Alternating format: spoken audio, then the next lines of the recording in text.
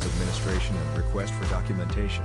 Years ago my wife was working on getting her father VA benefits for assisted living. They wanted all medical records, all financial records, any sort of record you could imagine. Each document had to have his name, SS and something else on every piece of documentation.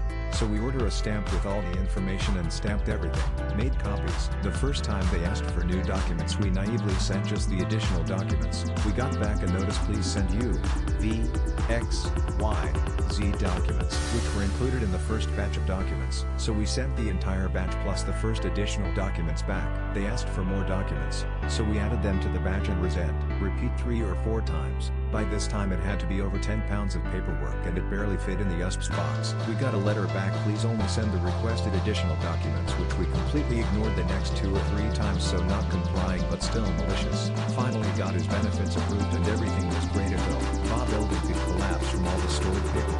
Apparently we were not the only ones maliciously complying. Inspired to tell the story from this post. Don't clean the kitchen?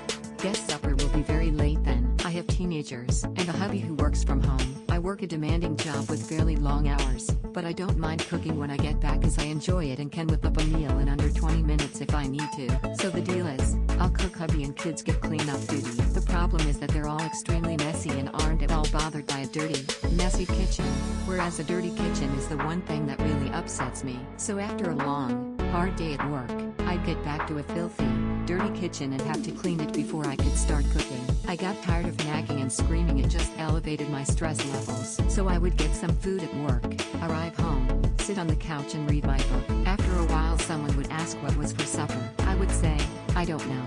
I can't really do much in a dirty kitchen, and carry on reading my book. I would not end up cooking that evening as it got too late and everyone else would have to have cheese on toast, much to their disgust. Now when I get home the kitchen is spotless and the dishwasher on. Problem solved. Insurance company wants the form signed. The lady's post who said that the government agency wanted all the forms reminded me of the time that I was dealing with an insurance company about a car crash. I was waiting on a check from them and I kept calling and finally the guy said, well, we never received your signed forms, and I said I faxed them on X date. He said, nope, sorry, no faxes from you. And I said, okay fine, I'll fax it 5 times this time, and he laughed at me any condescending way. So I did what I said I would do, and every single time I faxed it I made sure to write an extra page in there saying just making sure you got it or something to that effect. And I did in fact, fax it 5 times. About 2 hours later I received an email letting me know that my check would be sent out the following business day. Petty against my replacement. I'm working for a big company where it's easy to be shifted around if someone higher up doesn't like working with you for whatever reason. So I got moved to another team, without any explanation except, hey, it doesn't seem to be working between you and your bosses from even higher up the chain. I've been working here for 17 years in various positions, so I know pretty much everyone. My replacement however is new to the company and never worked in my field. He only did a small re-employment course. Somehow this earned him a higher position than me, with higher benefits. This dude never did anything wrong to me, but he keeps asking me how to do his job. A job I apparently wasn't doing very well, so I'm just stonewalling him. I could make this guy's live so easy, or I can keep telling him to ask his boss. I know I'm petty here, as I keep having to think about what to say so that I don't cross the line towards insubordination. Tifu by crossing into the USA border with cannabis.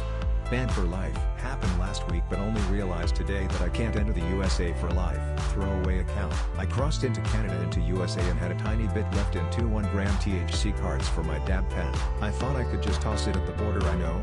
Super stupid. Plaza no flame like you do with water at airport security. Plaza no flame. I took a bus and there was a big ass German Shepherd drug dog that sniffed my ass out. At that moment I knew it was GG. I'm now inadmissible into USA without approved waivers, about $3,000 CAD initial and take months to be approved. Pretty bummed as now I can't really work in USA and my parents will beat my ass. Chinese mom GG when I tell them eventually. Can't fly with layovers in America either. I did a cross America road trip with a pal last year and have done a decent bit of travel in total through the states, but I won't be exploring around anytime soon. The fact that sits for life is the brutal part, but as the saying goes, play stupid games, win stupid prizes. And what I did was incredibly stupid. Appreciate any kind words or anything to make me feel a little better, or you can just make fun of me, that cool too. TL doctor didn't throw out my weed before crossing the border and drug dog sniffed me out. Now I can't enter the country without applying for waivers, $3,000 CAD and getting them approved and having the correct papers. Edit didn't expect this to get this much attention, but thanks to everyone for the comments and help.